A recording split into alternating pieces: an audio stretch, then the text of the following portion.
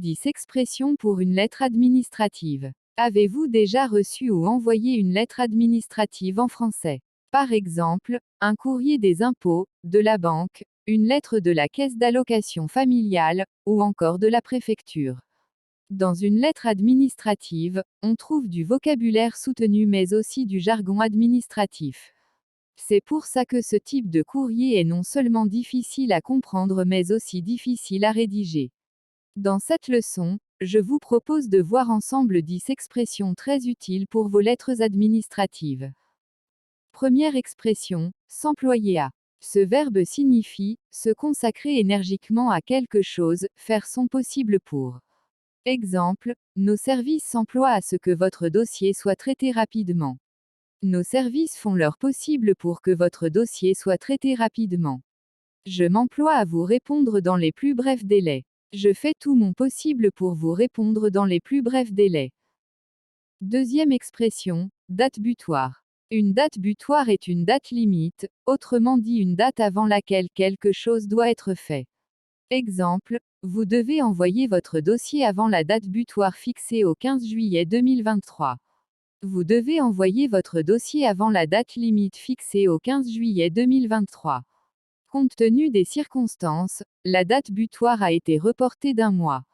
Compte tenu des circonstances, la date limite a été reportée d'un mois. Remarque, butoir ne prend jamais la marque du féminin. En revanche, il s'accorde en nombre. Après un nom pluriel, on écrit donc butoir, avec un S. Troisième expression, sans conteste. Sans conteste signifie, sans discussion possible, ou encore incontestablement. Exemple, il s'agit sans conteste d'une erreur de votre part. Ce qui veut dire, il s'agit incontestablement d'une erreur de votre part. Il y a, sans conteste, un problème concernant votre dossier. Il y a incontestablement un problème concernant votre dossier. Quatrième expression, se voir contraint de. Cette expression signifie être obligé de faire quelque chose. Exemple, je me vois contraint d'annuler notre rendez-vous. Autrement dit, je suis obligé d'annuler notre rendez-vous. Un autre exemple, si vous êtes en situation de découvert, nous nous verrons contraints de vous facturer des frais bancaires.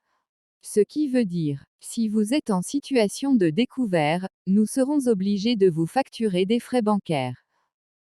Cinquième expression, à votre convenance.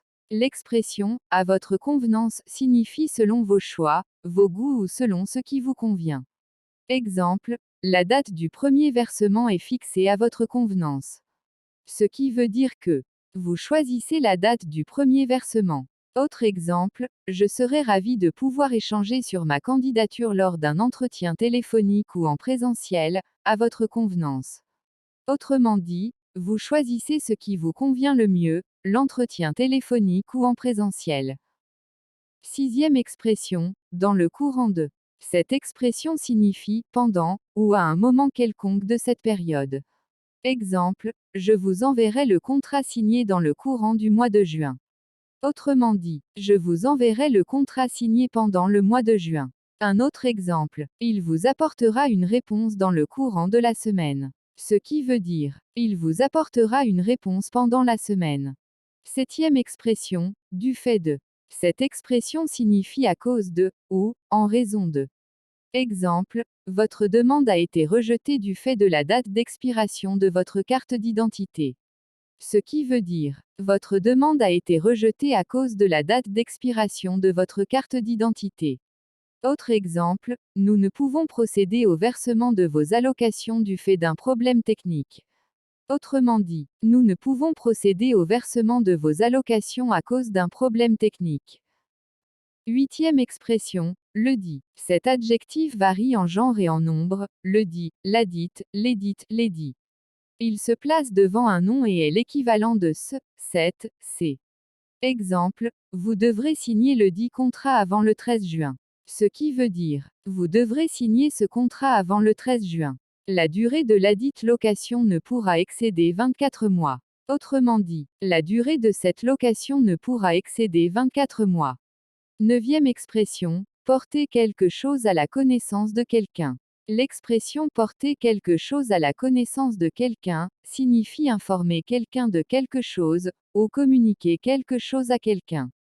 Exemple, nous avons le plaisir de porter à votre connaissance que votre demande de prêt a été acceptée.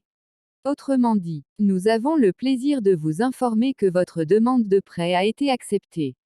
Voici les informations que nous souhaitions porter à votre connaissance. En d'autres termes, voici les informations que nous souhaitions vous communiquer. 10e et dernière expression, mettre un terme à. Cette expression signifie mettre fin à. Exemple, je souhaiterais mettre un terme à ce contrat. Ce qui veut dire, je souhaiterais mettre fin à ce contrat. Autre exemple, nous souhaiterions mettre un terme à notre collaboration. Autrement dit, nous souhaiterions arrêter notre collaboration. Voilà pour ces 10 expressions pour une lettre administrative. N'hésitez pas à les utiliser. N'hésitez pas non plus à partager la vidéo avec d'autres personnes qui veulent maîtriser la langue française. Abonnez-vous à cette chaîne et activez la cloche de notification pour ne pas rater les prochaines leçons.